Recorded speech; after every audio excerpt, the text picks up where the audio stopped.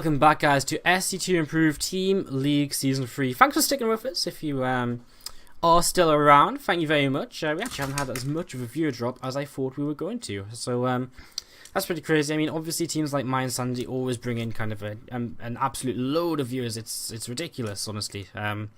How many viewers MiA and Sandy can stick in. But great to see you guys sticking around and ready to support another couple of teams here as Redbloods go up against Missing in Action Team MiA as we head into a brand new best of 7, completely live this time, no more replays.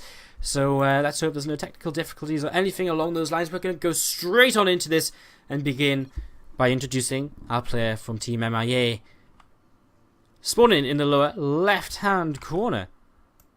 He is from MiA. As I try and edit this a little bit, try and get it correct. God damn it. Is this not the right size? Like, no, it's not, is it? Like this little team card thing. I'm professional, I promise. In the lower left hand corner, the green Protoss player from Missing in Action Team MiA. It's Grey Warden. MiA made it to the semi-finals of SC2 Improved Team League Season 1. Unfortunately, they did not have such a great Season 2, finishing 6th overall. You know, a big difference, honestly. 6th in the group stage, so didn't even make it to the playoffs for Season 2. And of course, they're going to be looking to, you know, maybe get off to a good start here again against a team who are newcomers to the league, Redbloods. We'll be looking at their information in here in just a few moments. We do have a PvP to start things off. Let's just look at the matches which MiA actually have coming up. They actually have an insanely difficult first few weeks. Redbloods are probably one of the easier teams, probably about the same as APSC2 but then Cascade and Startail are very scary teams. Against All Authority in week 5, it's going to be pretty difficult to deal with as well. They made it to the playoffs last season. Darkstar in week 6 might be the first time MiA get an opportunity to try and catch a bit of a break here in this league. Their opponents are Redbloods, and spawning for Redbloods, the first player out is Space Marine, a Danish Protoss player. Redbloods, a new team to the SC2ITL, and did not play in Season 1 nor Season 2. I'd say they have a bit of an easier first few weeks compared to MiA. So a little bit of momentum may very well do them some good here. If they can get this first victory, they could definitely, this first match victory, it could definitely do good things for them, you know, give them a good mindset going into their upcoming matches as well. Of course, I guess that goes for pretty much everyone. Pretty much any team, really, right? You win one match, and then you're like, yes, we can do this, and you can continue on, maybe. I don't know. Prodigy Hot says List123. Glad you're enjoying the music, guys. God, I love watching Terran play.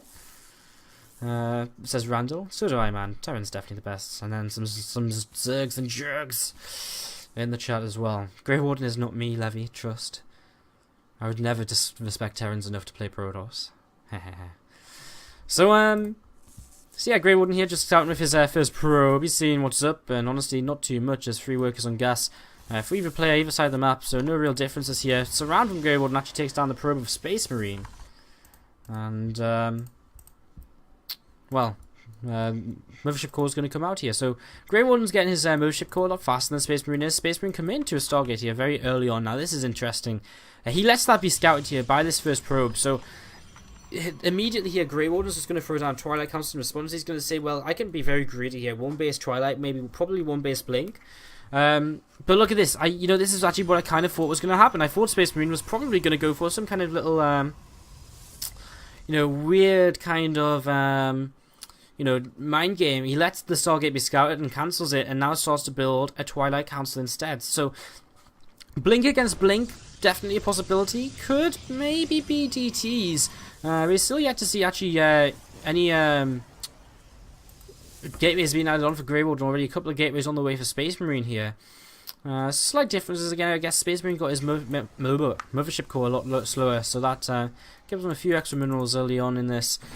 Dark Shrine from Space Marine. So his option here in this game is to go DTs, and this is actually such an insane mind game. His opponent's going Blink, thinking, you know, Stargate player. Yep. Tick the boxes. Check. You know, I know what's coming. Don't need detection for that. If he hits him for DTs and there's no detection, Grey Warden is going to be in a lot of trouble. Already Space Marine added on his robotics facility as well. Now you've got to ask, how long does Grey Warden fall for this for? He does have his Mothership Cores checking up the right hand side of the map, looking to come in and do some scouting. Kind of risky considering it's a Stargate opening, or at least he thinks it's a Stargate opening, but at the same time, about now would be when the first Oracle was hitting, so any moment after this, Grey Warden's got to be asking himself, where are the Stargate units? You know, where are they? What? There isn't any. And he actually comes in here, and he will see the Twilight Council and the Dark Shrine. He clicks on it to confirm, and this Mothership Core will just recall out of here without any issue at all. So Mothership Core gets back home. Grey Warden actually already had a robot facility on the way up, so it looks as though he's going to be okay here in the end anyway. Both players now going to head into Blink, and well, just I mean, Space Marine's going to expand behind this. I wonder if he just cancels Dark Shrine. He's going to let it finish. I mean, Dark Shrine's still kind of useful. Oh, he cancels at the last moment. I was going to say, it's still kind of useful. If you can have a single DT on the map, it's annoying to take the towers away. If it forces the Observer, you can maybe backstab, maybe get a Warp Prism out and try and drop it. He actually cancels that there. That'll allow him to start up his first Immortal in this game, which is going to be pretty crucial in terms of any kind of defense against Blink. So yeah, a couple of Stalkers warped in here for Grey Warden as he pulls the rest of his Stalkers forward as well, looking to move forward and go on to this Nexus, trying to get this down a little bit. There is a Throne Overcharge available, so Space Marine shouldn't be in much trouble at all. And again, with this Immortal, oh, he blinks up on the ramp, and he's going to try and think about committing up here. He's just going to start targeting down workers instead. Now, though, this Immortal Sentries and Stalkers come down here. Where's the Mothership Core? He kind of needs a Throne Overcharge to back this up, I feel. Now, he's not going to pop it just yet. He will lose a Sentry for that, though. I feel like, again, he really needs that Throne Overcharge. One Stalker will go down, so one Stalker lost here. Space Marine just sitting at the top of those ramps still. Another Immortal on the way out. Grey Warden, though, committing to this one base play. He's just going to keep on warping in Stalkers, but you've got to ask, okay, he is going to expand. He's going to expand, but he's going to be behind while expanding. There's going to be a long time before he gets thrown overcharge here. If Space Marine can find an opportunity to counterattack with this pylon and send some Zealots in towards this Nexus, that could very easily be killed off. And one Zealot already being rallied in towards the main base here, as Grey Warden continues to warp in at home. Now, one Zealot's okay, because there's a Sentry and Zealot already here, but more Zealots, and that could be, again, a dead expansion, and a dead expansion could mean pretty bad things. Two Immortals here going to push out and try and come forward. He actually blinks forward as well. He's going to keep forcing this fight. He's actually going to push Grey Warden all the way back. Space Marine, with such a strong composition, these two Immortals add so much into this, but now, oh, cancels the warp-ins. That's pretty huge. One of the Immortals struggling to actually fight here. Aggressive blink forward again from Space Marine. As he still hasn't lost a Immortal, he's taken down quite a few of these Stalkers. This has actually been a pretty decent game from him so far. Only 3 workers ahead, but that will increase for a little bit longer here, as he's got 2 probe production against just the single probe. One of his opponents, some more Stalkers warped in, coming down the ramp. And it looks as though now Grey Warden's still want to be aggressive, warping in another pylon here. That'll get killed off quite quickly. This probe as well should go down. And Grey Warden going to be forced all the way back home. And now he's in a little spot of trouble. Both players have Blink. Space Marine has Immortals. Space Marine's actually going to send these back. He's not going to commit fully into an attack here. He's just going to move back. And, now Space Marine actually has to retreat with the Stalkers as well. Loses one Stalker there. And a little bit of a trade again. But not achieving all too much. Space Marine just heading into the mid game now, the macro game as well, looking ahead and looking to just think further, looking to see what he can do. And of course, Forge coming down, getting to get that +1 attack going, and that will give him a few extra timings on his opponent here, as he will hold an upgrade lead in this game, providing he starts up that upgrade immediately and chrono boosts it, as expected. Immortals continuing to come out from both sides. The first Immortal's just coming in now from Grey Warden. It's going to be a nice little attack here from Space Marine. He's going to blink 4 Stalkers into the main base, try and pick off a few probes. At the same time, this pylon's slowly being taken down for Space Marine to the left, and now these Stalkers in the main. So immediately some workers going to go down. That's 3 workers already. Space Marine opening quite a significant lead in terms of worker count for himself here. Throne Overcharge actually used against this, but again, Space Marine is 42 workers against 25 already. He blinks down to the low ground now. See what else he can get here. I don't think too much else. He gets one more worker just, and that's now 42 against 25 probes. And you've got to, It's just insane, right? That's almost a 20 worker lead here for Space Marine. His economy is going to be untouchable. Grey Warden has to make something happen. He has to make something happen now. And I don't even know if he can. There's going to be 5 Immortals out here. This Stalker's heading back up. There's not much to tank for these Immortals, and Grey Warden is ahead in army supply. So this is his opportunity to move across and maybe get something done. But he as well leaves his Immortals at home. He leaves his Sentries at home. Still no 4th gas take, and he just really doesn't have the economy to it. He barely even has minerals right now. He gets his own Forge on the way, but +1 halfway done for Space Marine. So again, Space Marine just seems to be in an advantage wherever you look. He's got a Robo Bay finishing. He's 5 Immortals against 2. he doesn't have as many Stalkers as his opponent, so he can't be quite as mobile on the map. But in a straight up fight, these Stalkers can't do anything because, quite simply, the Mortals are just going to absolutely tear them to pieces. So these Stalkers are going to head southwards now. Looks as though they're going to come downwards. Oh no! Wow, I forgot to take it off. I forgot to take the overlay gun.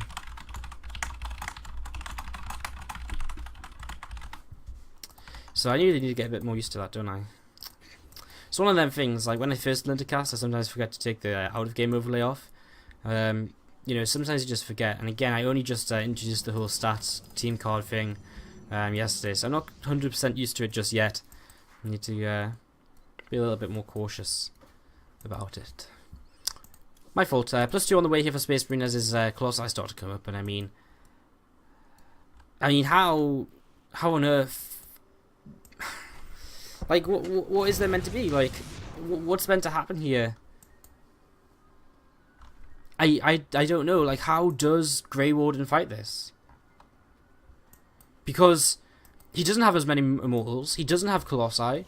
He's got more Stalkers. Again, I think his only opportunity really is to kind of try and counterattack and do some major damage in the main base, or, you know, force Space Marine to not force a straight up fight. There's Grey Warden here, taking the tower.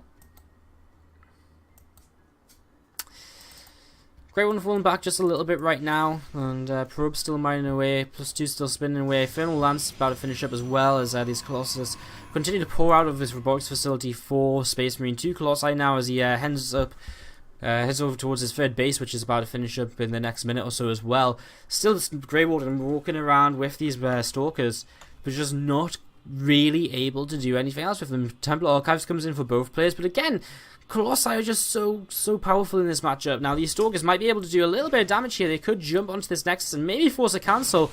Army turns around in plenty of time though, I think, to be able to come in here and save it. Yeah, I don't think the Stalkers are quite enough.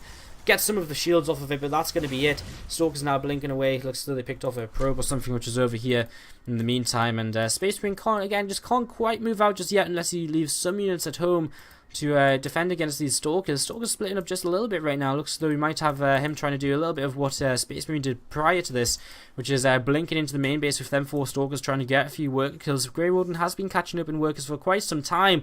He's 10 workers behind, but again, I mean, overall, in terms of you know, resources mined, Space Marine definitely in an advantageous position, and he's ahead in terms of, okay, so he's lost more resources, so, but again, he makes up for that by having already yeah, by simply already having just mined more than his opponent, by having more SCVs. These Stalkers get shut down pretty quickly. They get a few kills, not too much. He has a lot of Zealots warp in, and they're going to hook him straight towards this third. And without units in position, Grey Warden might be denied his third base for a little bit longer here. Space Marine coming across the map with the rest of his army as well. A few Stalkers still left over here. Grey Warden looking for a Templar, for a Fleet Beacon, as well as a second Stargate. He needs some Tempest. That's his only real hope against these Colossi right now. But he just doesn't have the time to do it, and Space Marine is going to attack just at the right time here. Some Zealots warped in, they're going to start committing here. These Zealots over here are actually going to be outnumbered. Space Marine has to back off. He does have +2 against only +1 right now as he comes in towards the natural, and Grey Warden has to decide where exactly he wants to defend, and I don't know if he can really defend anywhere. These Stalkers are actually going to get turned away. Some Zealots just left on the probe. Space Marine's not actually really committing that far forward. Now he's going to try and commit onto this next with some Zealots as well. Looks as though these might just end up dying for not too much. Some more Zealots coming in as well. They get turned around also pretty quickly, as these Zealots have cleaned up so many of these workers in this natural expansion. Zealots on the ramp trying to hold on. Even upgrades right now, as I mean, the main army of Space Marine just not committing into a fight right now. Now also warping in a bunch of Archons, looking as though this may be the you know, all he needs to say, let's go, let's do this, let's commit. And it looks as though he will commit towards the third base in the end now, as he holds 20 worker advantage, he holds 25 army supply advantage, and he comes into this third base, and Grey Warden evacuates. He can't take the straight up fight. He knows he can't take the straight up fight. And he's just looking for a way right now to stay alive in this game. And right now, the way to stay alive is just to retreat and think about his problems later. He's got 2 Tempests on the way. Maybe he could work some magic with them, but they're still not even out here. As Space Marine comes forward, he's going to start just committing against this army. A lot of workers going to go down here as they're being pulled across. And, well, he's actually not going to target the workers down. He's just going to take the Nexus. And that puts Grey Warden onto one pretty much mined out base here. Zealots leading the charge up the ramp. Some Colossi are going to chase as well. I mean, the first Tempests have come out. I believe they also got killed off. Okay, there's one of them. The other one must have been killed already. So course I actually do go down here, but there's just too much other stuff on the ground still for Space Marine. All gods will deal with the tempers. There's an even number of immortals, and there's still zealots as well to tank for Space Marine, which just gives them a huge advantage in the fight. The tankiness of the zealots is huge, and a big force field on the ramp to block off them immortals from escaping. GG called, and game 1 goes in favour of Redbloods, the newcomers to SC2ITL, taking a map off of a team who I would say probably are, well, I guess you can call them veterans of the SC2ITL. They were round of 4, they were semi-finalists in Season 1, they did have Starbuck back then, and he did make a big difference for the team, but yeah, I mean, MiA changing a lot. Well, not changing that much, actually. They've kept a very concise roster. They've replaced Starbuck. They struggled last season because they were spending so much time trying to figure out who's going to replace Starbuck, who's going to be our extra player. And that did cause them a few losses last season when they were testing out different academy players and stuff like that. Not a great start for them, though, here in Season 3, as Space Marine takes map number 1 on Overgrowth in a 20-minute PvP. Guys, we're going to take a quick commercial break, as we always do. And when we come back, it'll be game number 2. We're going to get our map and player set up and picked. And once we have them set up, we'll be straight on into the game. So just 3 minutes time, guys, while our teams have some a little while to pick. And we'll get into game 2. Ready to see if MiA can even up the series, or if Space Marine will open up a 2 back to SC2ITL. Season 3, guys. We're going into game number 2 of Team MiA, who are currently trailing 0-1 against Redbloods. Again, a new team formed just a few weeks ago. Currently 1-0 up here. They did qualify through the Open Qualifier. And yeah, they Open Qualified, and now they're here in the first division of the SC2ITL. Very excited to have them because I really love all of the players on that team. Space Marine, someone I've casted countless times. Ignite, someone I've casted countless times. Alila Cannon as well, even. I think the only player on that, well, 2 players on that team, and they're the only 2 other players. Hanfi and TC Ultimate are the 2 players I haven't really seen all too much of. Anyways, let's get into our game here. Game number 2 on merry-go-round will be a PvT, as in the upper right hand corner from Team MiA we're going to have the yellow Terran player from, again, Team MiA, Killer 5. Probe going to start poking away at this SCV at the front here, and Killer 5 going to look to shut this down. Nice, he keeps it alive, so keeps the SCV alive, and that's of course a good little start here as we jump down to the other side of the map. And for Redbloods in the lower 6 o'clock position, it's Space Marine. Again, I really like the start that they have here to the season. They've got MiA first. Next week they've got AT Gaming, which, you know, AT Gaming, they're very strong right now. They've had 2 all kills in a row in SC2ITL, the first of which was their victory in last season's finals. So, you know, they're the reigning champions. The past AT Gaming, APSC2 E-Stars, a match which could go either way. Punchline could go either way. Cascade are a very strong team.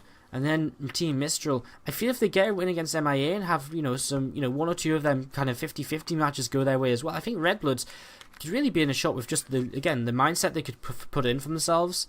I really think they could, you know, get into a really nice little mindset there and have a good hopes of reaching the playoffs. I mean, it's got to be depressing, right? If you're a team who go up against, say, last season's champions, then season 1 champions, and then say SC2ITL the week after. Like, if you have 4 weeks of very hard opponents who, you know, again, like if you have 4, it's one of them things. Like, if you can't pick up a couple of wins anywhere, it can start to be very like, wow, why are we even trying? And you're like, can we even get the playoffs anymore? Like, it's so hopeless to keep trying so hard, and it just demoralizes the team. So I think Redbloods have had a really actually fairly lucky draw, in all honesty, in terms of the match orders. Coming across here with a Mothership Core, a Zealot and a Stalker, but Killer 5 knows that this is on the way. His bunker's already up, and Space Marine taking a bit of a later nexus than you usually expect because he's committed to these early units. In the qualifiers, he was actually the player to stop Beastie Cutie's all kill on this map, actually, by going for this build. You went for this exact build, and you know, Beastie Cutie wasn't prepared and just straight up lost to it. So a couple of barracks on the way down here, but they're being delayed by this Mothership Core at the front, and now Stalker and Zell are going to start hitting away here. This Stalker could probably get that SCV if he wanted to. He's going to start targeting now. He's going to go down, so wow. I mean, this aggression, it's been like, you know, working against someone who's not got a bunker yet. Here it is, it's picked off a couple of SCVs, 3 SCVs down in total. Great little start here by Space Marine. Now, Reaper's coming across the map, and does he have anything back at home? He does have a Stalker, so he should be okay here. Probes on the way down to the low ground will begin to take some damage. Will he be able to get them? One goes down here. The second, he's not going to try for. He's just going to get away. He wants to keep the Reaper alive so he can come in and scout again later. 3 gateways on the way from Space Marine. He's going to go for a very aggressive follow-up to this. Usually this is the point in the matchup where we see Protoss players starting to tech up, decide which tech tree they want, and then adding gateways. But no, here we're going to see Space Marine go for 4 gateway pressure. And, I mean, there's benefits to what he's doing, because he's delayed the barracks with the Mothership Core by killing off some SCVs. That's definitely nice, and, you know, that can be definitely very annoying here. So, this probe spot trying to come across the map, this may tip Killer 5 off just a little bit. He should need probably about 2 bunkers down here, depends how fast his SCV pull is. Command Center will now land here on this high ground. As this Reaper's still kind of hunting around, it hasn't quite caught this probe just yet. Will the probe get caught? Which way is it going to go around these rocks? It will be seen. And it will actually just all go down, and he will get the pylon. And he needed to get that pylon just then. The probe's going to try and stay alive here, and it will go down. Pylon's down, and immediately here, Killer 5 has to be asking you, what are you doing? Robotics facility on the way up at home, though. So Space Marine already beginning to just tech out of this, taking his gases again later than you would usually expect them to be taken. But that's just the course which this game is going down right now. And as Mothership Core taking some damage from Marines, just trading against them in the main base. It looks as though Space Marine is not actually going to commit towards this aggression. He's not warping in at all. He does have the minerals to warp in for Zealots if you'd like to, but I don't think it's going to be too successful. He warps in a couple of centimeters, so maybe he still does want to go for this. He's a bit supply blocked right now. More pylons on the way.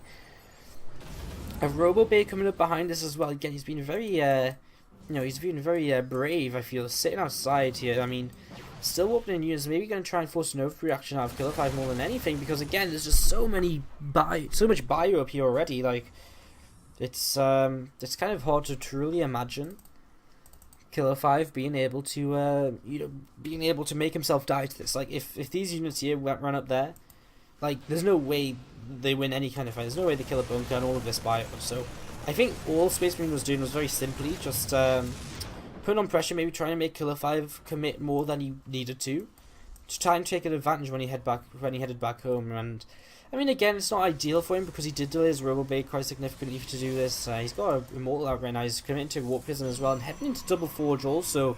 So he's really going to be focusing to just stay on 2 bases for at least a little while longer, because he's going to go pretty heavily just straight up on the tech. So he's going to go heavily on the tech here with this Double Forge. Now Reaper's going to jump up here and he's going to get a scout because he's going to make it into the main base. The force fields miss, and so this is going to be a complete scout for our Reaper in the main. I guess he doesn't see the Robo Bay and stuff. That's down in the natural, but he sees the Double Forge, and that's a pretty good indicator as to, you know, the kind of style which Space Marine wants to be playing here. 1 probe goes down. There's Reaper on 3 kills in total throughout this game, and well, Killer 5's actually just stood outside of this natural, you know, without a Colossus up because he was waiting so long. If he stims in there, does he have stim? No, he doesn't have stim. He's got combat shields. It's one of them situations. Does he have enough to fight this? It's one of them situations where I kind of think he does without the splash damage for the pros player. I mean, he's got plenty, as we now have a couple of Zealots coming into the main base from this Warp Prism. Already we see some units coming back to be able to defend this. The rest of the units going to head back home as well. It's one of them things, again, I mean, you just got to kind of know, like, maybe if he comes up here, gets force fielded in half, and, you know, it isn't the best fight he could take. Maybe he doesn't get the next, maybe he loses his whole army and dies to a counterattack, but really felt as though he just about had enough there. I mean, he kind of saw the army just before with the Reaper, so he had a pretty good idea what was there. I guess he doesn't know how soon the next Colossus is coming out or anything like that, as Zealots in the natural now ripping some holes in the Terran economy. Killer 5 supply blocked, and these supply blocks begin to hurt him, and turrets as well. I don't really think turrets are the most ideal way to deal with the Warp Prism, because, I mean, if he still wants to drop in the natural, he kind of just loops around and drops here instead, and he can still run into the mineral line, so it's I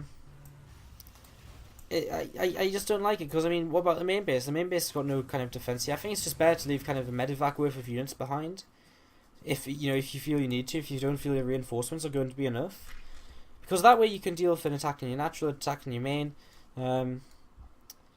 Maybe just invest in a Viking to shut it down. I think 2 turrets though, just don't really like it. Doesn't sit well with me. Space Marine here, going to keep on warping in. He's 1-1 is about to finish up. He's got Blink on the way as well. Still just on these 2 bases, probably looking for the template to take a 3rd base before he takes his own, which isn't too surprising. With Twilight Council down, he can go straight into his 2-2 upgrades, and of course that's going to be pretty nice for him. With 2-2 on the way, he's going to be able to just be like, yo, sup? I've got mega kind of upgrades, you don't. because +1's only just on the way right now for our Terran player, who, as you can see just there, is focusing on this attack over here. It looks like the turrets in the end. Okay, I admit it, the turrets did kill the War Prism. I'm still not a fan of them though. I guess now at least he's free of that, you know, of that harassment for now. Holding a 20 army supply lead, again he's behind the upgrades, and that will make a big difference here as 3 Colossi sit on this natural.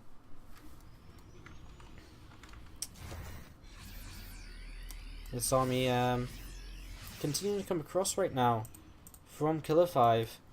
I don't think he can take it on though. I don't think he can take on this, you know, this number of Colossi with just the army he has. He's not even really that well pre-split. He's going to come in now, maybe. Stalker's Blink forward. He needs to kind of just turn around and fight this, I think. I don't think he can just run forever. He just turn around for a moment then. He does start to run away now. Double drop, I like this. He's going to get his double drop across towards the main base while this army comes out. But, the Stalkers are here. Okay, he actually brings his Stalkers away. This is the perfect time for Killer 5 to start unloading. And he will begin to unload here. 1 medevac will fall. But a lot of units in here, and Zealots and Stalkers, will it be enough? 1-1 against 1-0. These units are chasing down these Stalkers. Space Marine continuing to move across the map right now. Not all too worried about this drop in his main. He can warp in more units to defend against this. Right now, Killer 5's army is pretty much very damaged. He stims back again. He can't afford to keep stimming like this. 2 Vikings versus 4 Colossi. A couple of mines to maybe try and get some miracle shots here. Some more units coming in from the high ground. That's what he really needs, just a little bit more. He starts to split up, but is it going to be enough? I don't think it is, but maybe he can. With a lot of Marauders left over, these Colossi will begin to fall. Is it going to be enough though? SCV is being pulled as well. So many of these Colossi on just a couple of hits from death. As the Vikings will help out as well here, as one last Colossus is going to go down. So actually, Killer 5 hangs on, and that is a hold I was not expecting him to be able to manage a couple moments ago. He needs to kind of pull his SCVs back to mining, and there he goes. This drop was cleaned up in the main base. 24 workers killed by Space Marine, so he holds now a 9 worker advantage in the game.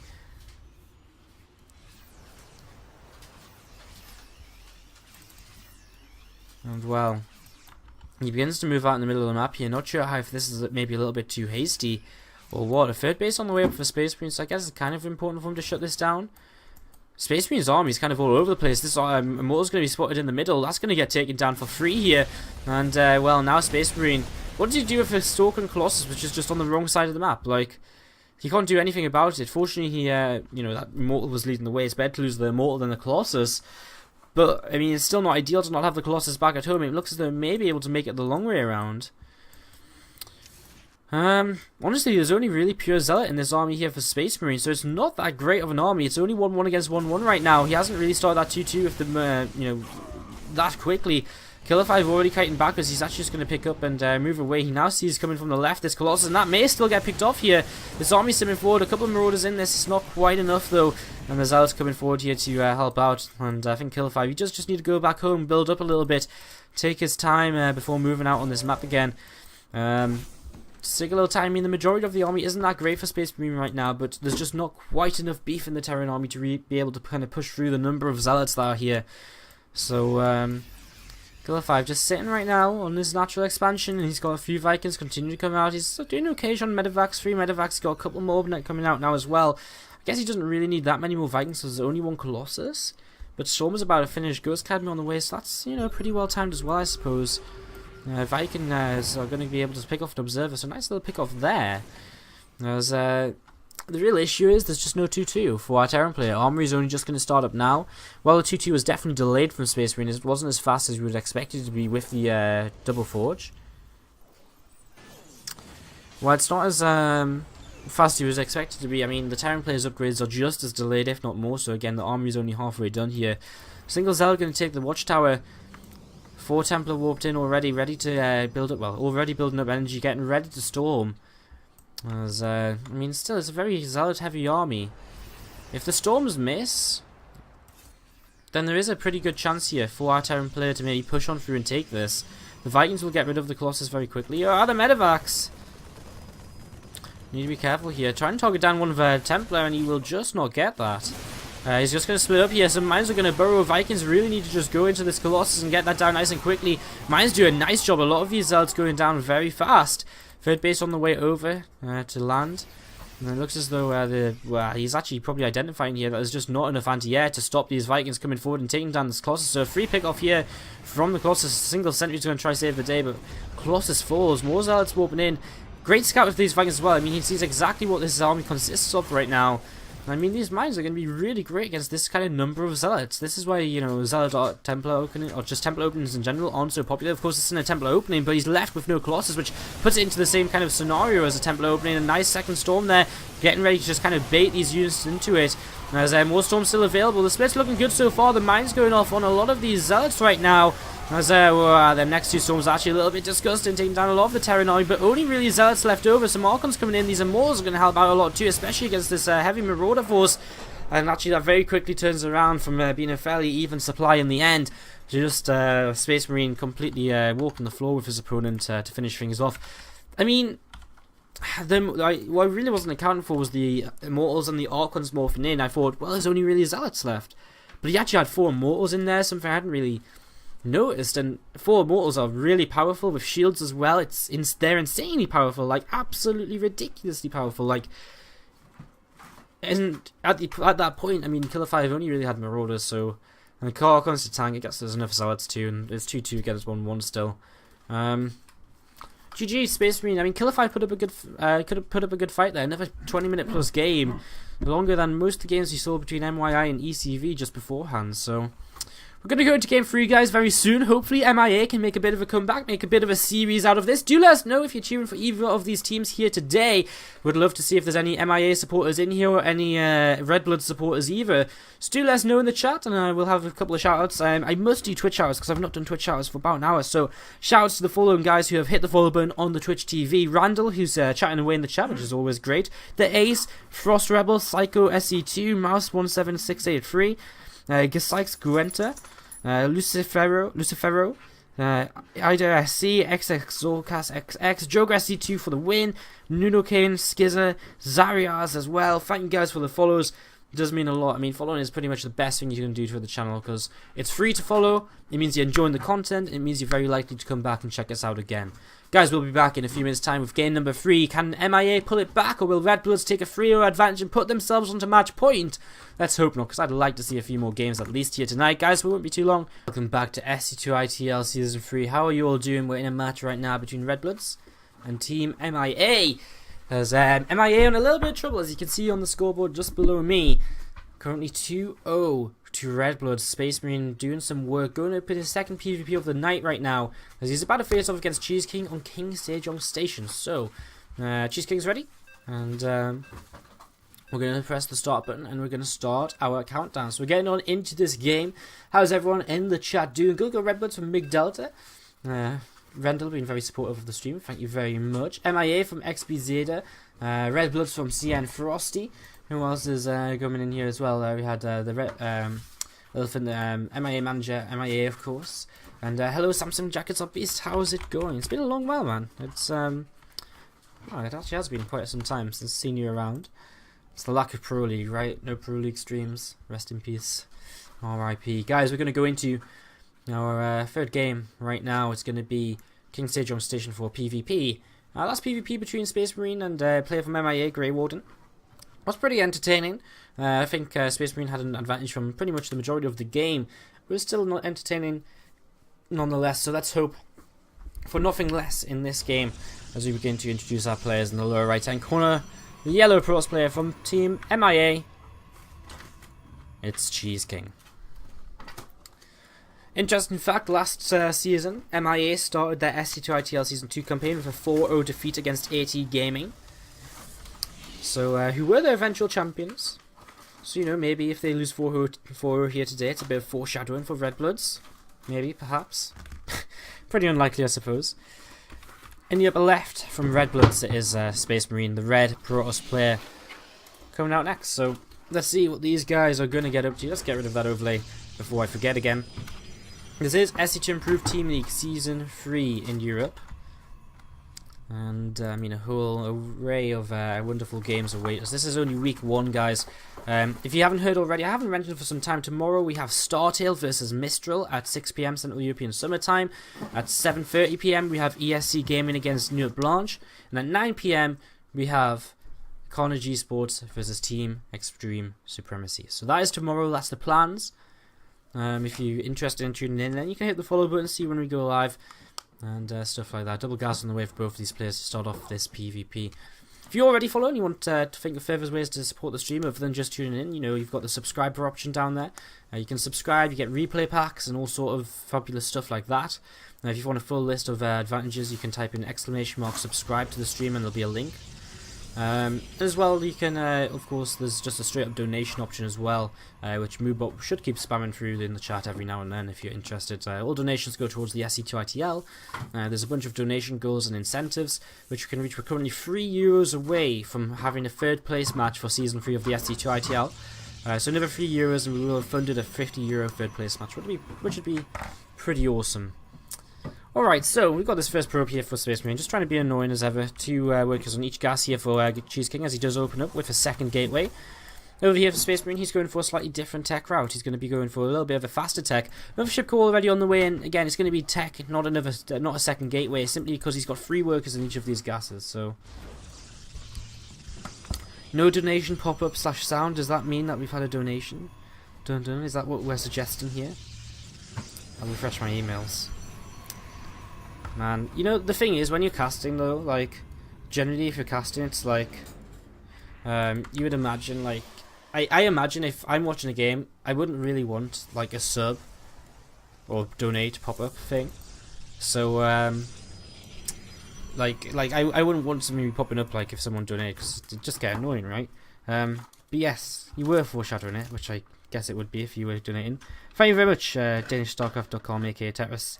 And he donates £3, which will actually take us to a third place match. Hooray! Goal reached! Nice one, guys. High fives all rounds. We're going to have a third place match this season. Alright, we'll talk a bit more about that after this game, because things are starting to heat up. It's the Twilight Council opening once again here for the Space Marine, and a Dark Shrine to follow up. So exactly the same as his first game here. Now there's a Stargate on the way for Cheese King, who is opening with some pretty quick free gateways as well. Currently boosting out that warp gate. With only a single gateway, this is a little bit scary for Space Marine, perhaps. He has got 2 more gateways about to finish up very soon, so he shouldn't be in too much trouble. He shouldn't be in all too much trouble just yet. But let's wait and see what happens, because, I mean, it's one of them scenarios where, yeah, it's one of them scenarios where some things could happen. You know, where he could maybe mess up, maybe not get his phone overcharge down in time. 5 stalkers coming in here, 6 stalkers coming in here for Cheese King. There's the phone overcharge. He will just wait just outside of this now and fight here instead. Ooh, Space Marine nearly loses a stalker now. Dark Shrine about to finish up. There was a Stargate made, so he's just going to have to make an Oracle. Look how close this first pylon is. It's ridiculously close. It's right at the front here, and 1 DT, it's actually just a Zealot warps in right now. So he's going to go in with a Zealot and a couple of DTs, and Cheese King just doesn't make an Oracle. He's not doing anything with his Stargate. And this is really kind of a little bit painful to watch as the DT is going to start swiping away here. And this is troublesome immediately. He needs that Oracle right now, but he doesn't even have money for an Oracle. Oh no, Cheese King. He's in trouble right now.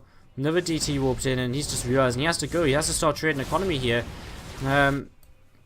What's he going to do? I mean, he's going to run across the map. And then what? He needs kind of 4 more gas. DT's in here to help against this Stalker army. Zealot's going to go down here. I think these Stalkers just need to retreat, maybe. Perhaps.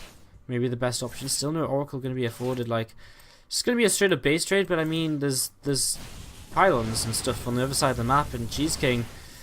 Now he gets a couple of his Stalkers surrounded by probes, and another Stalker falls to Mothership Core, and he's still got his own Mothership Core up.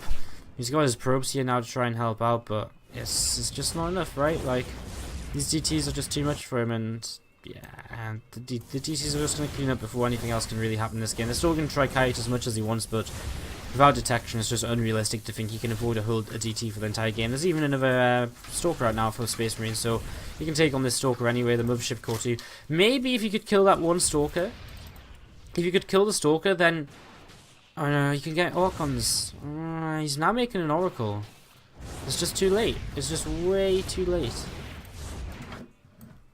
It's just way too late to have an Oracle now, because now he's got nothing to fight with. I guess the DCs can make an Archon to take out a Mothership Core, which is the kind of only issue. Which will be the only anti-air if this Stalker goes down. Time Warp used. Is he going to catch it? Not quite. You can see what he's trying to do. He wants to take down the Stalkers. It is his own chance, but Space Marine's going to get the Mothership Core. He outranges it, and it will kill it, and that should be GG right now. She's going on free supply, and Space Marine is just making a game out of this. I mean, like, he's just like making a game. I guess is usually a compliment, but he's kind of just fooling with his opponents. 3-0, like Space Marine coming in, she's coming in, getting a few more worker kills actually. I guess theoretically, no, because there can still be an Archon, right? Right? How many DTs? 3 DTs. There can still be an Archon, and if there can still be an Archon, this Oracle's just not enough. You can't run a base trade. You can't run a base trade against these DTs. He has to build up the energy to detect for himself, and then use his energy to kill off these DTs, but I just don't think so. Good job, Cole. He's not going to try it. Alright, well, GG called. Yeah, Redbloods absolutely just wiping the floor with MiA right now. I'm pretty sure it's going to be Froz as the 4th player out from MiA. He's in the chat. I'd imagine he's probably their strongest player right now. He always has been a very strong player for them, so I'm intrigued to see what's going to happen here in game number 4 of Redbloods versus MiA. Can Space Marine be stopped, or will he secure Redbloods' first victory this season with an all kill? There's only one way to find out, and that, of course, is to just go into this series and go into the 4th game. And we're going to do that after the commercial break. It'll just be a couple of minutes, guys. We have to wait to see if it is Frost coming out and if it is going to be a what map he's going to pick as well. So a couple of minutes time, guys. Game 4 on the way. Don't go too far. We'll be back here. Actually, let's very quickly read out our donation. Because Tetris did leave a message. He said, "Great stream, Denmark represent. Wasted all my money donating to another stream, but take the rest." Thank you very much, Tetris. And I'll add you to the donation little thing down here after this quick commercial break. During this quick commercial break. So, guys, be right back. It won't be too long. Advantage right now over Team MiA. Froz comes out as the last player from MiA. Can he turn this around? He needs to reverse all kill 4 maps in a row if he does. And I mean, Redbloods are a pretty strong team. I'd be surprised if Froz all killed. I'm not gonna lie.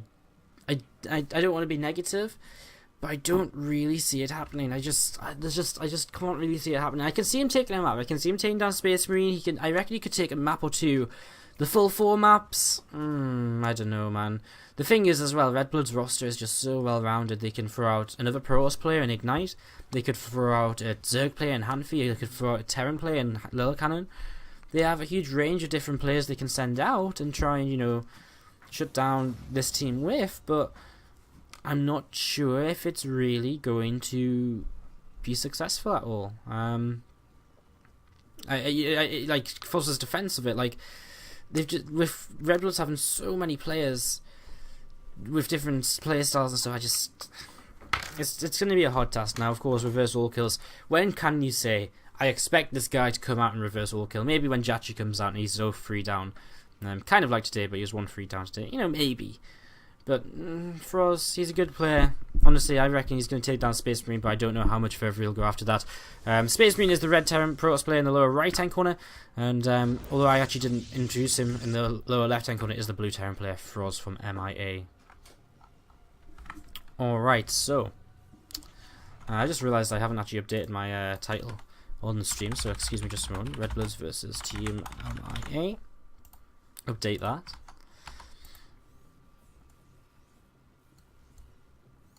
Alright, so all the results of every match of the Team League somewhere, because I don't find any. Just type in exclamation mark bracket.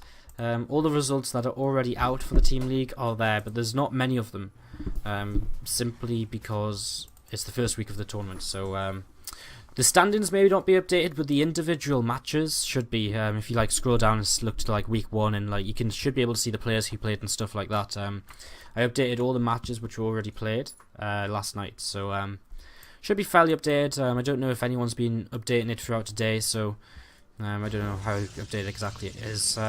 Both of these guys fairly quick expansions. A command center first for Froz, double racks, and now a bunker on the front, and yeah, Space Marine for Mothership Core just popping out here. He's going for an expansion fairly quickly himself, just a gateway into that Nexus. So, yeah.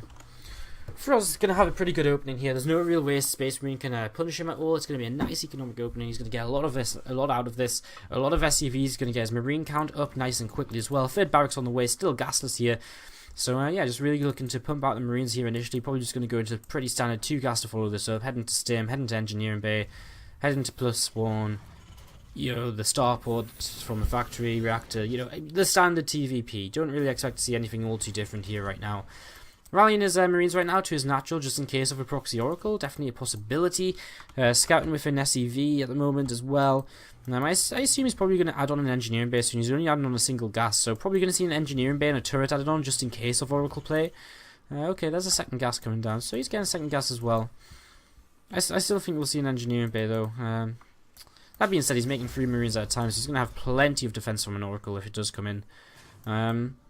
Yeah, Robo Facility will be the choice of tech though from Space Marine, so no Stargate on the map. Adding on his extra gateways now and creating an observer here. So a lot different to the PVT we saw him play against Killer 5 just, about 15-20 minutes ago. That was it's a much different game right now for him as he's getting an observer on the way out to start with. Again, remember last time he started up with 4 gateways and then he did go into the robotics facility. He did go into a fairly standard play, but he opened with the Zealot Mothership Core Stalker push. He followed up with 4 gateways, didn't really commit to it, but still, you know, he didn't really commit to it all too much, and he was definitely delayed though. It was definitely a bit of a weird game.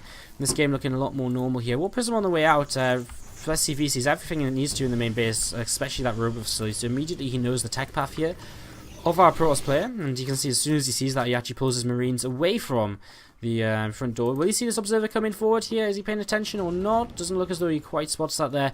A turret on the way, looking as though he's going to start looking already to maybe stop this Warp Prism from getting in towards his main. I guess that where will the main direction to attack be? Maybe the natural expansion? He actually picks up a sentry here, which is intriguing. What's he warping in now? 3 more zealots, so sentry and 3 zealots. Picks up the zealots, now starts to head across the map. Robo Bay on the way behind this. Of course, the idea of this Warp Prism is to try and keep the Terran player back, keep his, keep him occupied while you get into your own Colossi, and get your splash damage up and on the map. So this turret will begin. I believe it's just going to be in range once once this Warp Prism tries to get through here. Does he see it? I think he does. Yes, he does. So he sees it on his mini map. He knows the Warp Prism is out. So that's a little bit of a spoiler there. Space Marine not going to move forward with this just yet. I mean, positive thing is he keeps Warp Prism and his units alive. Negative thing is he's not really surprising the Terran player anymore. So a little bit of an element of surprise there, but the Warp Prism's still good. At least he didn't fly into a turret and it died. So with the Warp Prism alive, you can still threaten, you can still use it later in the game as well. There's 2 more barracks coming up here for Feroz, his starport on the way, as well as a reactor on the factory. So again, just powering up off of 2 bases. Our Terran player really looking to see what he's going to be able to do here in this game. Scan goes down, nice pick off of the observer there, really nice little pick off, and that will hide a little bit of the map control from Space Marine. Immediately sends another observer across the map, and I mean, Frost has pretty good map control too. He's going to see anything really coming towards him, unless it really loops all the way around, which would delay a push as well. Starport is landing on the reactor, so the first medevac is going to be on the way out. Again, that 4th and 5th barracks going to finish up sometime soon. Stim has finished and combat shield is now on the way. First 2 medevacs on the way out, and the Space Marine just turns away right now with his Warp Prism. Not too interested in going any further forward with this. Just going to drop off his sentry and his few zealots just over here. Not gonna mess around really. Drops them off and heads back home for now with the Warp Prism. Actually, just not gonna do anything with it, I guess. So I mean, the threat's still kind of there. He's on 3 gateways, adding on 5 more, looking as though he could, if he wanted to, go for some kind of big, aggressive move. It wouldn't be the first time today we've seen a 2-base Protoss player trying to just break the Terran on this map as well. So definitely a possibility as Froz begins to head out on the map, makes his 3rd base in location. Probe on the way up to the top side of this, of the watchtower control. We'll be looking to probably put down a pylon over here, so get ready to try and come harass this 3rd base. Medevac shut down here very quickly after dropping a couple of units in the natural, so not much success there for Froz. As he's just going to come to the front, I assume. All these Colossi need to be careful, and they do just back off for a little bit. He sees the army coming all the way out to the front now, so he will come in again with another medevac. But 3 stalkers here That medevac sighted. War Prism still not being used at all, and oh, Space Marine beginning to move forward again. He's got Blink on the way, and he is just on 8 gateways, so he has a lot of kind of power behind a push like this. I don't actually know where the medevac went. There it is, it's still here, right. I was being a little bit blind here. So the medevac's going to drop off.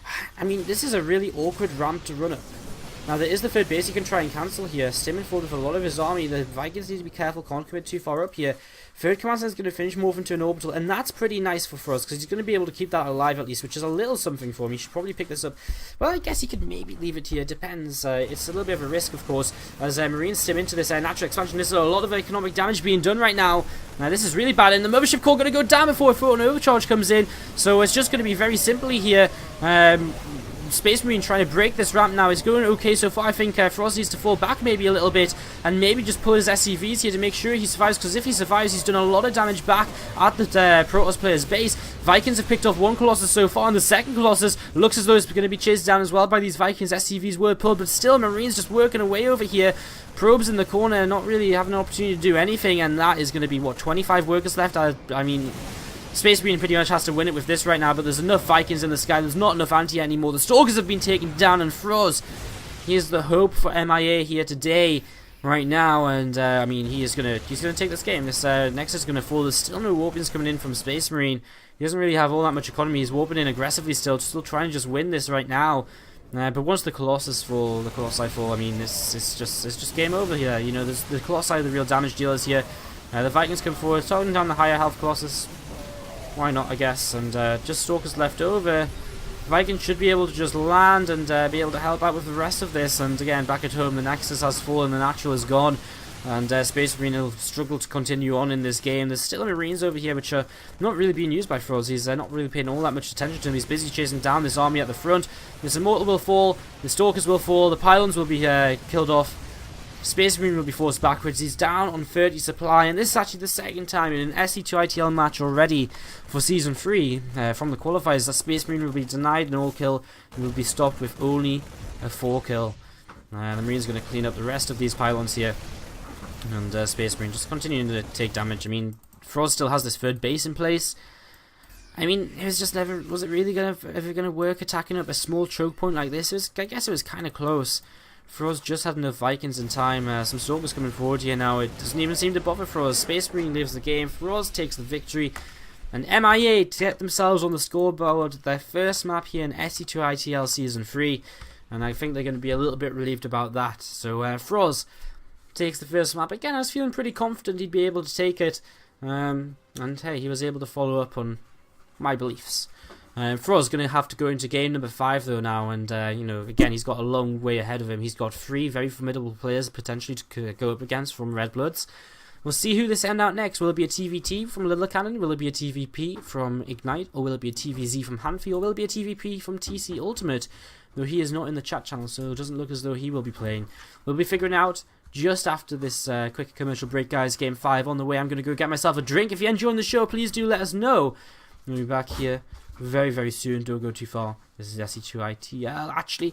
Very quickly, let's do some quick Twitch shout-outs. So, since we last did them, I think we stopped at Zerarias.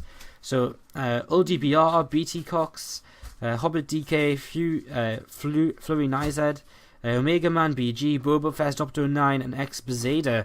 All hitting that follow button. Thank you very much, guys. Again, hitting the follow button is one of the best and easiest ways to support SC2 Improve. So, guys, we'll be back.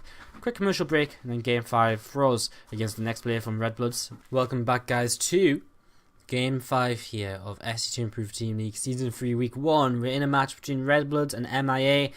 And Froz looking to maybe make this go the distance. I predict 7 games, says XPZeta in the chat. So, we've got someone here at least hoping that goes to 7 games, just like me. It's always good to see 7 games, right?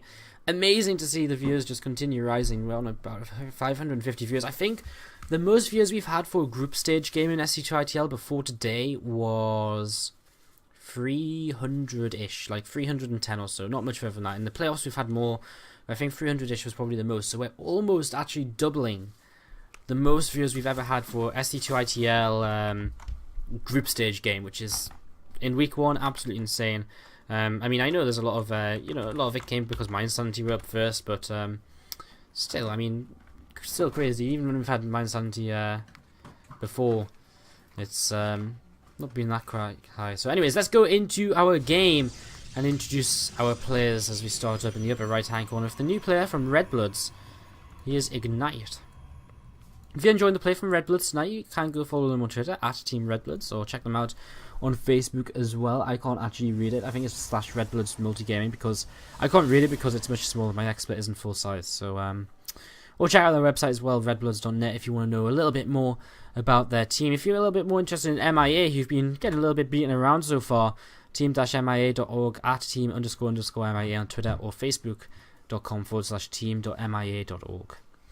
Samsung Jacket's just saying, just noticed that SC2ITL is playing in this team league. Damn right. They make their debut tomorrow. How many hours from now will it be? It's like 5 PM my time, so that's like 19 hours and 17 minutes, and SC2ITL will be here. Lucifer is saying he doesn't see Froze taking 3 in a row, and Levy agreeing with him. So I won't repeat exactly what he's saying. And yeah, Dreamwarp, why don't I pause when you are going to get a drink? Because I'm just nasty like that, aren't I, man? A little bit nasty. So TVP here for a second game in a row for Froze.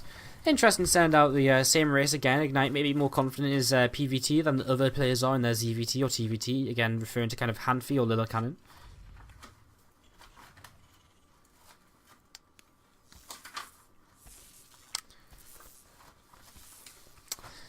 First probe across here for Ignite, trying to be a little bit annoying. It is going to be once again a command center first for Froze, so exactly the same as last game. And we'll see what Ignite wants to maybe do to try and take advantage of this. It looks like he's just got one worker in each gas, so it looks like he's just going to try and throw down his natural expansion as fast as he can.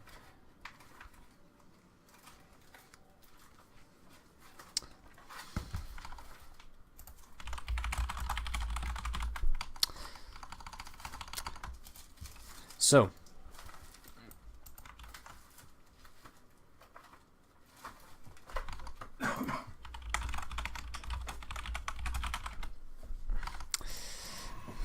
probe coming down to low ground, throws down an Nexus, and Cybernex core on the way up here for Ignite. Again, it's a fairly fast Nexus because he didn't put as many workers into gas as he was maybe originally expecting to once he scouted out what was going on. He had a probe over here. I wonder if he maybe goes for some kind of proxy Stargate play. Definitely a possibility.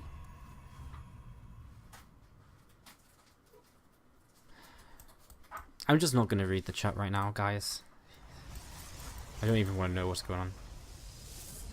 Alright, so Ignite throws down a Stargate, and he's going to be able to come into the main base here very soon with an Oracle. We'll see if... I mean, the one disadvantage of going Command Center first is not necessarily that you don't have Marines out to deal with an Oracle, but more so that you don't have the scouting to really confirm if it's an Oracle or a proxy Stargate or anything like this. Now, this SCV comes across the map here.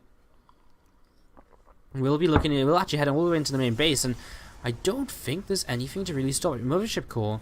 But that's it. So Froze is going to get all the way in here. You'll get a good look at the majority of this base. He actually really wanted to get over here, it seems. I don't think he really wanted to get in this corner to see if any kind of proxy, any Stargate was coming down, but he didn't quite make it that far. Looks as though Marines, couple in the bunker, the rest of them being rallied in towards the main. So he's actually rallying a couple actually over towards his natural now. So he's a little bit unsure as to where he should actually be committing his Marines. Again, he's got 4 here. He's got 4 down on the bunker on the natural. He's actually pulling these 2 Marines up into the main base. Okay, so I feel a little bit safer for him now. 6 Marines is what you need to kill off an Oracle so that it can't just pick off all the Marines. 5 Marines is too few. So 6 Marines in this main will be enough to defend. And well, I mean, the natural's still in a little bit of trouble, but of course he can start chasing the Oracle a bit, and the rest of the Marines will come down to the natural now as well. There's a bunker for them to hide in a little bit as well. Oracle comes in, 6 Marines. The shields go down on the Oracle, not a single kill, turned around immediately. But good by Ignite, good control, doesn't lose any health on there. And if he keeps the health high, it means it just makes it more potent later in the game as a couple of Marines actually get picked off. Coming through right now. So Oracle doing a little bit of damage here as a robo facility on the way down for Ignite. I was sure we actually already saw a robo facility being made for him, but not quite sure what happened there. What's resources lost like? 75. I just feel so sure that I'd already seen a robotics facility starting up.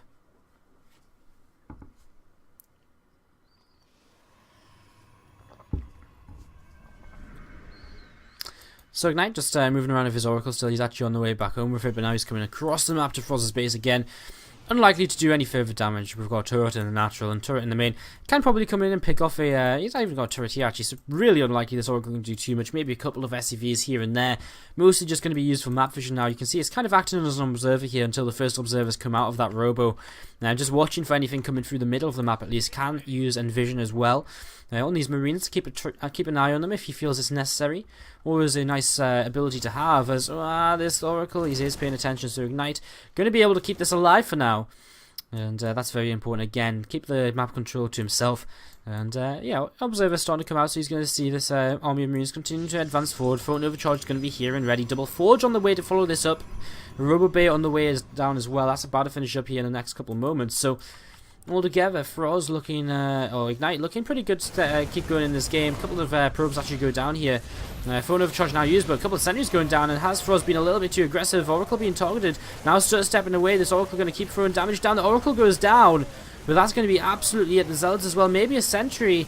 I think the control's a little bit too good. So Ignite just leaping on the opportunity to pick off them Marines, and overall, it was a fairly even trade, I guess. 2 probes, 2 Zealots, 1 Oracle, 18 Marines. A little bit better for our Protoss player than our Terran, but I guess taking down the Oracle is kind of nice. It'd be nice if you got the Mothership Core or a couple of these sentries maybe. I don't think he was quite expecting Ignite to quite have that much over here as he starts up a third base in location. There's +1 on the way as well. Combat shield's just beginning here as Ignite does begin to make use of these double forge, which he's already created early in the game.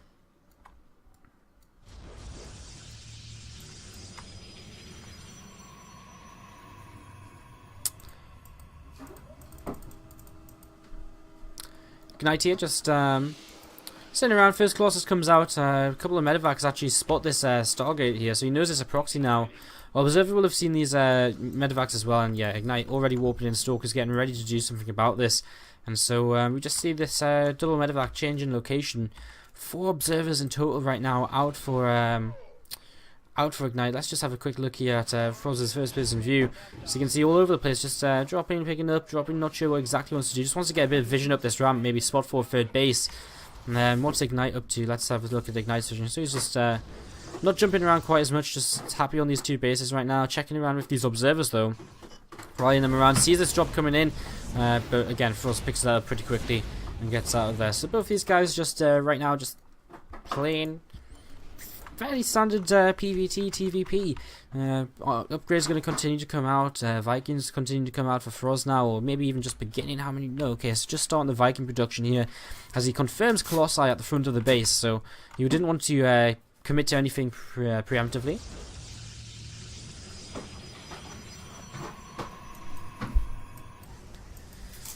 Some more Stalkers coming down this ramp as Marine and Marauder looking as though they're just going to be able to clean up this pylon and this Stargate.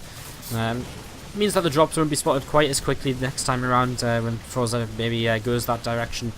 There's still, of course, this kind of row of observers, though, just set up to give him that kind of vision. Nice drop in the back here, something I don't think Ignite was really expecting at all.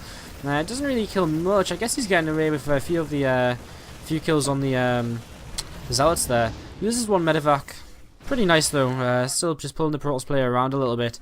Overall, 9 workers killed from Froz, and actually gives him a, he's actually up about 10 workers or so, with triple orbital as well, that means triple mule. He's actually a really good position in terms of economy. Ignite taking a little bit longer to really set that up. Of course, the third base comes down faster for a Terran player. It's the trade-off you make. You don't have as many tech-heavy units, but you can take a faster expansion. It's kind of just the way it works out here. So, well, medevac coming across the top side. Going to come in towards the base right now, and they're going to start dropping behind these gateways. This is a really abusive position.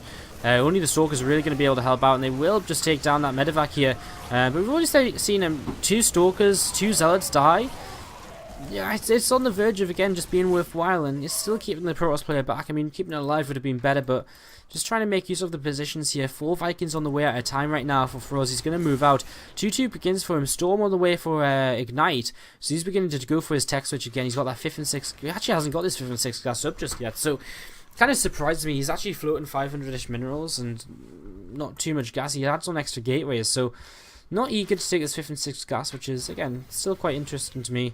Looks as though Frost is going to come in here and go for just one fight just before Storm finishes, and maybe just before 2-2 as well. This could be perhaps the perfect timing here, as 2 Stalkers are going to get taken down immediately. Phone overcharge used, a few units stimmed ahead. Is he going to take down the rocks? Where does he want to go?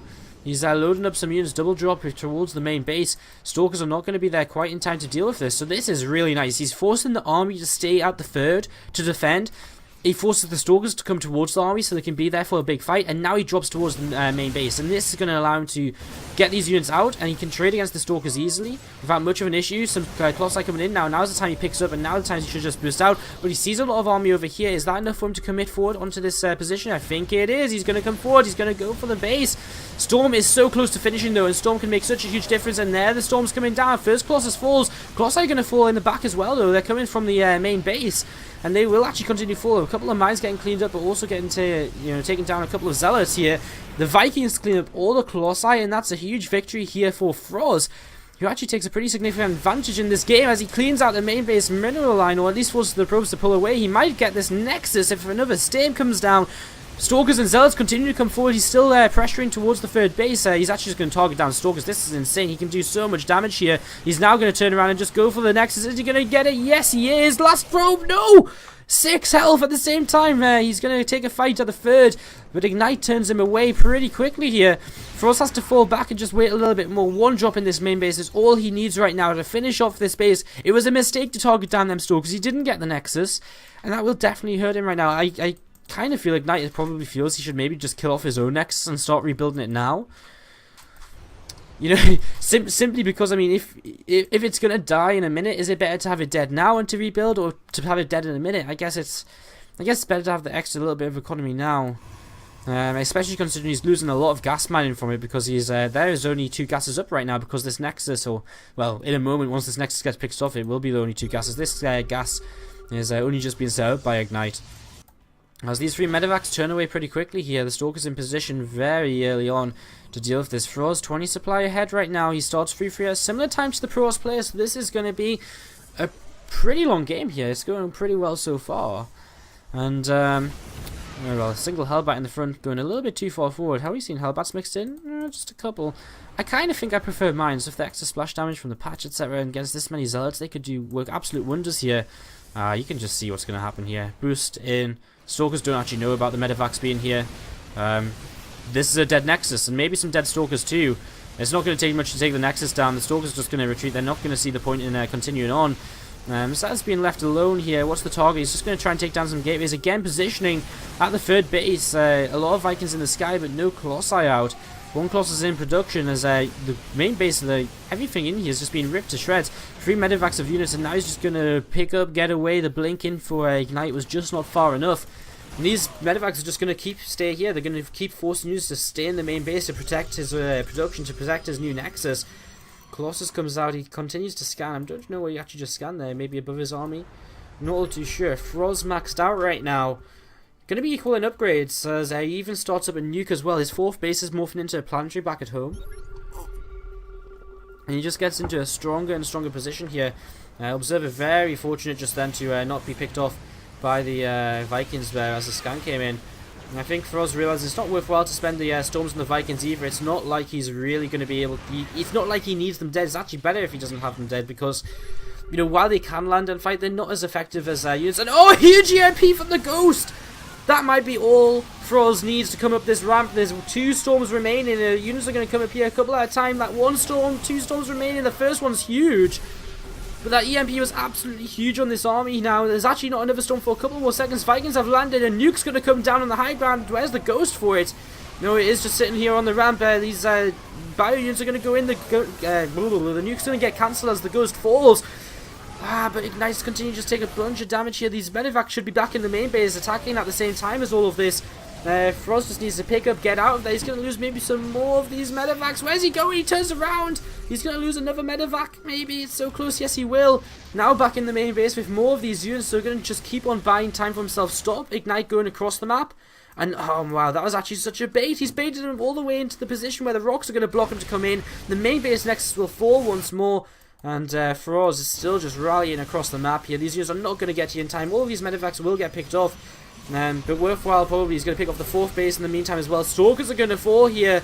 And Froz, his TVP looking pretty sharp here today, as there's just not that much left. That EMP was absolutely crucial on the army, on all of the Templar bar 1. And the Archons now fall, the Sentry will fall. There's still not that much left in this main. Another Stalker falls, and Mortal looks as though he'll go down as well. And the rest of these Stalkers too. He's not even going to clean up the rest of these Marauders. 3rd base under attack here, and well, the EMP is coming down on the Archon. Just take it down as fast as you can. The EMP is on the Stalkers, may as well, why not? A few Marauders working away on gateways in the main base. The 3rd base under fire here. Some Zealots warping in, but they're going to get picked off pretty quickly. They're going to try to do whatever they can, but Froz still has more and more just coming across the map here at all times, as he still just works away on gateways in the main base. The Colossus comes out, but I mean a bit late for Colossus now, as Ignite is half the supply of his opponent. And well, we had some doubters here about Froz. Some people didn't reckon he could do it, but hey, now he takes the 2nd game. He takes down Ignite, he takes down both the Protoss players from sent towards him from Redbloods. And MiA start to get themselves a little bit back towards a decent result in this first series of the league for them. Well, next game, who knows who comes out? Lilicannon maybe? Hanfi maybe? They're both in the chat. We'll see who's going to decide to try and take on Froz. Will it be TVZ or will it be TVT? Kind of hoping that we see some TVT. TVZ would be cool too. I'm actually up for either of these matchups, so whoever it's going to be, guys, I'll try and let you know as soon as possible in the chat. We're going to go into a quick commercial break, and we'll be back here in a few moments' time with game number 6. Can Froz force a game 7 from 3-0 down? Or will the next player from Redbloods be able to clean him up? A shout out to a few more people hitting the follow button. Guyver Unit,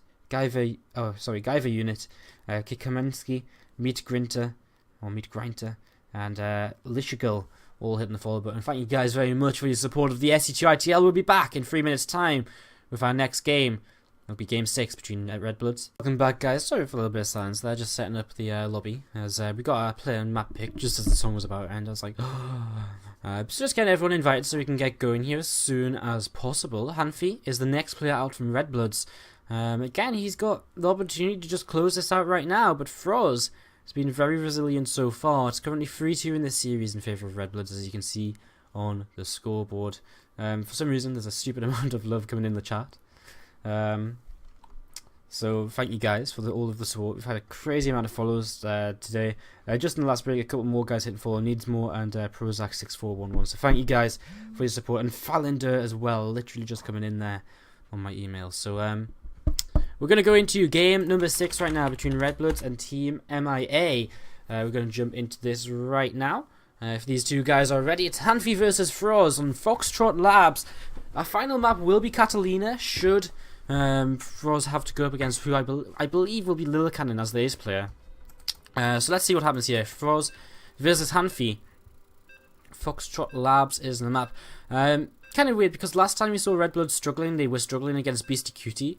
So now again, they're struggling against a Terran player, and I wonder if this is maybe kind of the weakness of Redbloods. Maybe their players, their PVTs or their TVTs or their ZVTs, they're just not as great as their other matchups. So, I mean, there's not that many Terran players around, but when you do come across a solid Terran player, as Froz is proven to be right now, maybe they do hit some trouble. So let's see how this is going to go. Maybe Hanfi can show us what's happening. I believe last time he played kind of a Roach Hydra style against Beastie Cutie. It was a pretty long game. It was a really long game, actually. It was a pretty sick game altogether.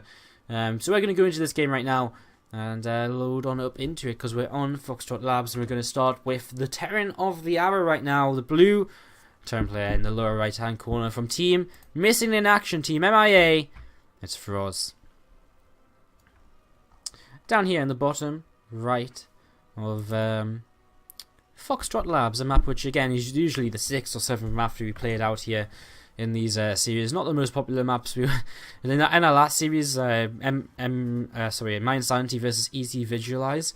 It was like someone, I can't remember who it was. I think it was Fear was like, can you spawn only cross on this map, because I have this vetoed. So not the most popular of maps.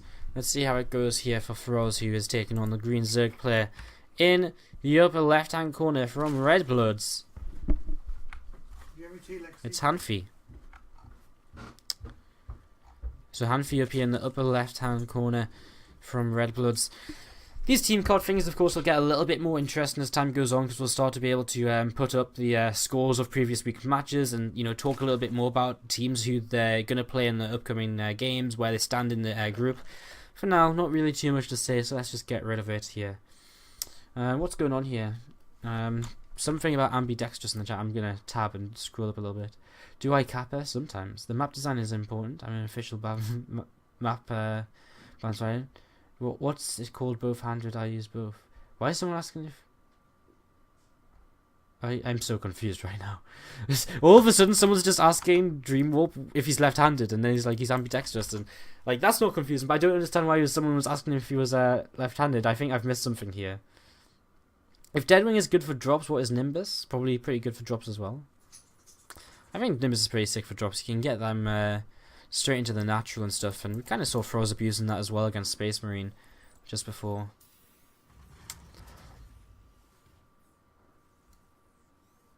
Alright, so Prozac saying he actually likes Foxtrot and Catalina. I think Catalina is quite popular as a map. I think Catalina is actually quite weird to see Catalina be the 7th map here in the SC2ITL map picks. Quite often Catalina is one of the... well, at least initially, I think Catalina was used a lot initially because it was very similar to Merry-Go-Round. I guess it's kind of not be... as players have played on Deadwing and Nimbus more, they're getting a little bit more confident on those maps and pick those over Catalina maybe. Reaper on the way up here is going to be able to spot around and sees it's actually a gas opening here. TVZ, I don't think we've seen a TV... we haven't seen a TVZ all night, I can tell you we haven't. We've seen a ton of TVP. It's kind of... for a moment I was like, whoa, what is this? Gas opening? Zerg? What? We've not seen a Zerg playing forever. I think we haven't seen a Zerg play since Kane was playing for my understanding, which seems like ages ago now, so... let's see how this is going to go. Just a standard opening here for Froze. Actually going for a second Reaper, which is something we don't see all too much of anymore. Generally, this will allow him to, you know, it depends if he takes a second gas going to Hellion Banshee, but more likely than anything, just going to kind of very fast third command center play. Usually nowadays, we're actually seeing a lot of just single Reaper openings, and with the single Reapers, in fact, is that a third Reaper? In fact, yes, it is. So, usually right now, we're seeing a lot of single Reaper openings so that the players can go into a reactor, get some Marines out fast, and get a Starport out to be able to be aggressive with.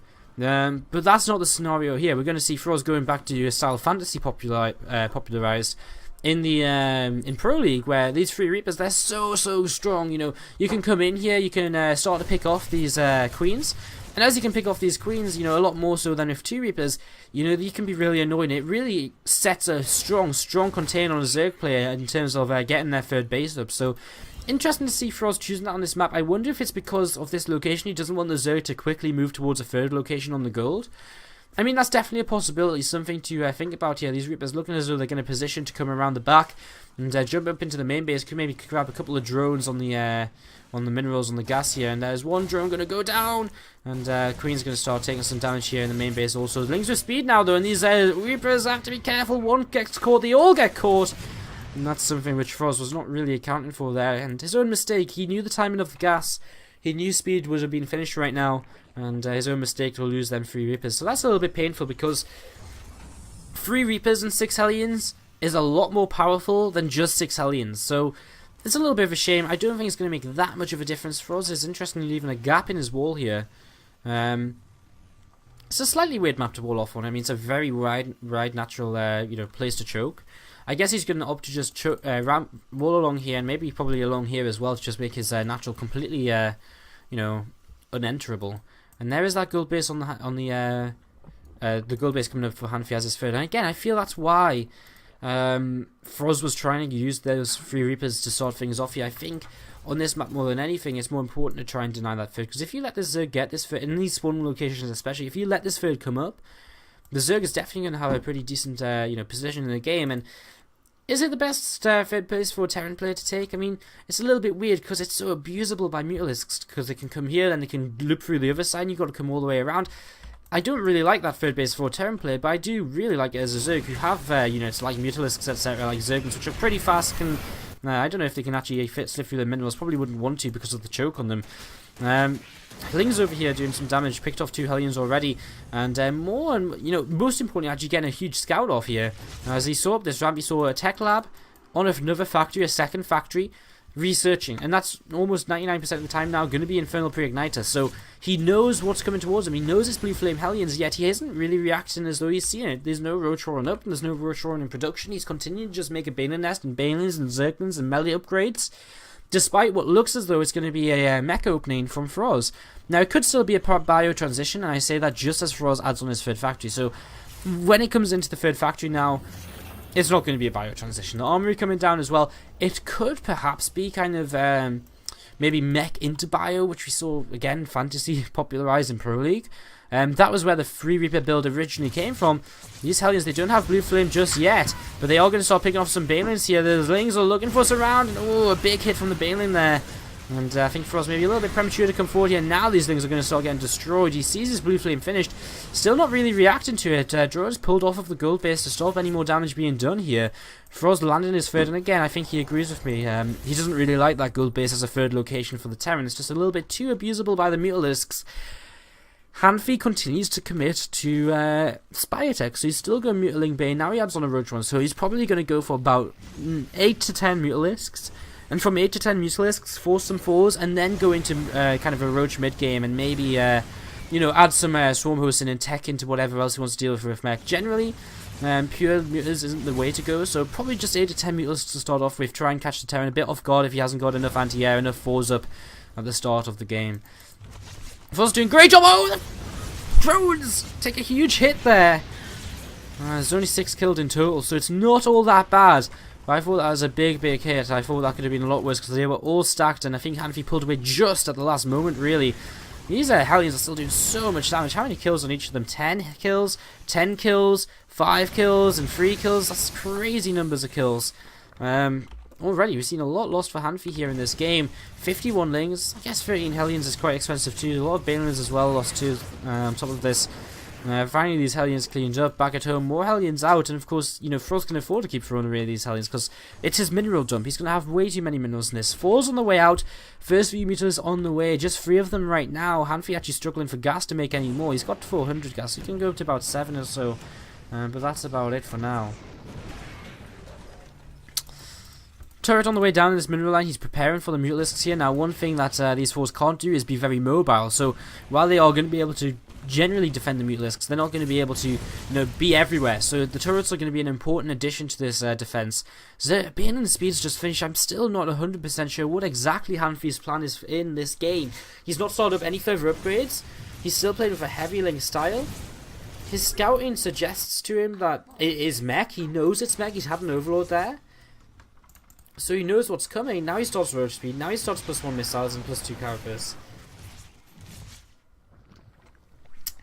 So, yeah, Hanfi is, I mean, he's obviously going to, surely we're going to see an Infestation Pit and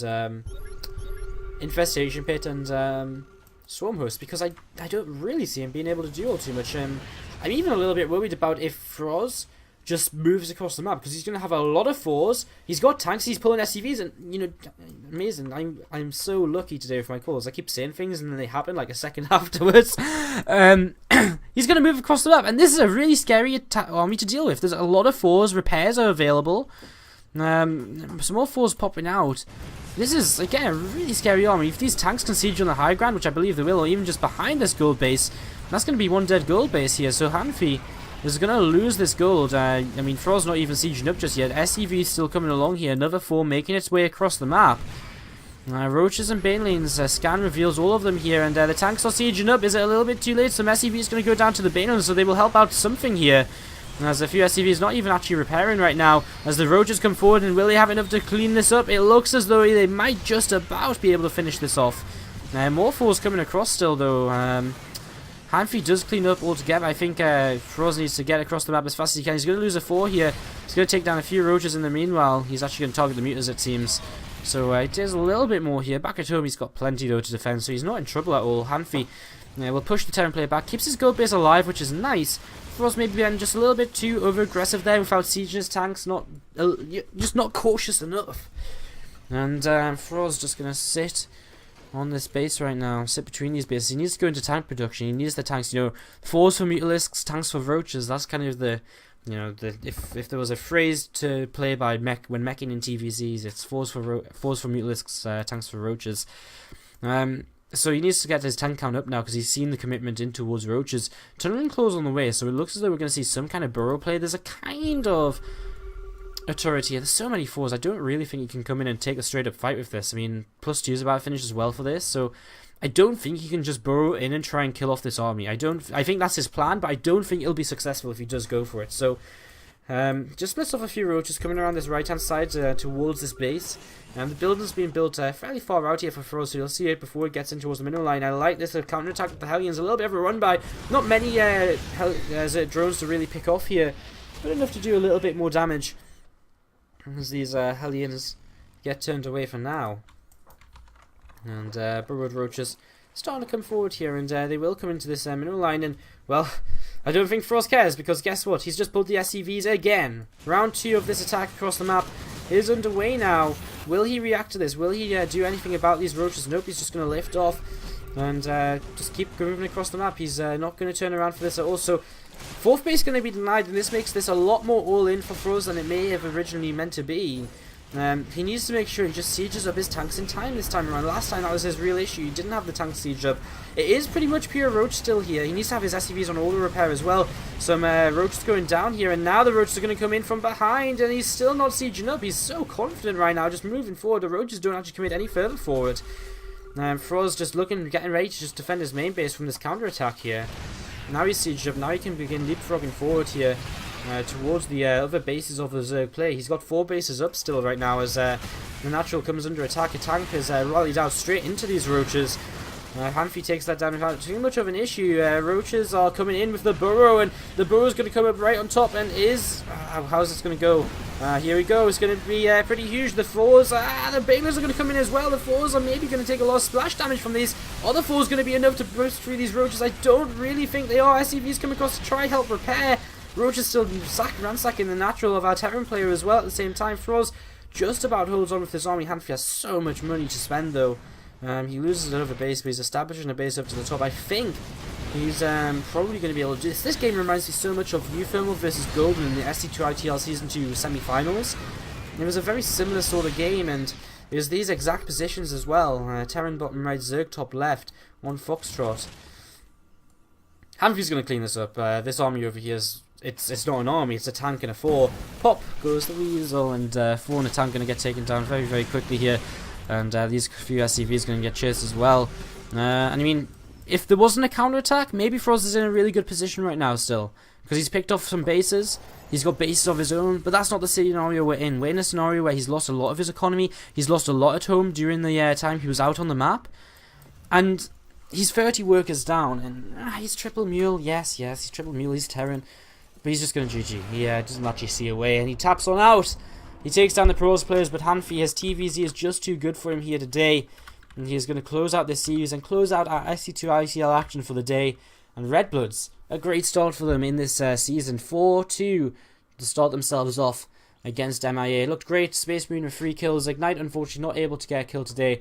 But Hanfi to finish things off. And Redbloods, taking down SC2ITL Season 1 semi-finalists. Didn't do so great last season, but MiA is still a force to be reckoned with. Still one of them kind of middle of the league teams. So Redbloods showing their dominance. I think a 4-2 victory kind of puts it into perspective where they're expecting to be this season, competing for them playoff spots. So great stream today, guys. Thank you very much for tuning in. We will be running a few ads on the outro. So if you've got if you've got a few minutes, please do stick around. It does help us run more tournaments and stuff like that. Thank you very much to Terrace Man, who did add a donation today. Thank you and our donation goals do keep on going. We're going to host an 8-player invitational if we get another €99 donated. So that's our next goal. A shout out to Pouch, who's helped us exceed the September sub goal, guys. If you've enjoyed the stream, you can hit the follow button, but the other ways, of course, to support, as I've mentioned, subscribing and donating. Subscribing gets you a bunch of cool benefits. You can check them out. I'll be posting the link in the chat to a link where you can go and see the benefits of subscribing in just a few moments' time. So that's pretty much it, guys. Thank you very much for tuning in. Congratulations to our winners here today, Mind Sanity and Redbloods. It's been a pleasure to cast for you all. Again, please do hit the follow button, as a few more of you guys have been doing Mr. Keats and Draco in the last match or so. And yeah, thanks for tuning in. It's been a pleasure. I'll be back tomorrow. Don't miss it. 6 PM Central European Summertime. StarTale take on Team Mistral. The StarTale's debut in the SC2ITL, followed by ESC versus Nuit Blanche, followed by Carnage against Team Extreme Supremacy. Guys, thank you very much for tuning in. I've been Wardy, this has been the SC2ITL. Again, hit the follow to see when we go live with all of the SC2 Improved Team League action. We'll be casting again the matches I said tomorrow. We'll be cast on Saturday as well, and probably cast a bit through DreamHack on Sunday also. So yeah, guys, thank you very much for tuning in. If you've got any questions, I'll be around and chatting in the chat for the next 10 minutes or so. So do come say hello, and yeah, see you all later. Thanks for watching, and congratulations again to our 2 successful teams here.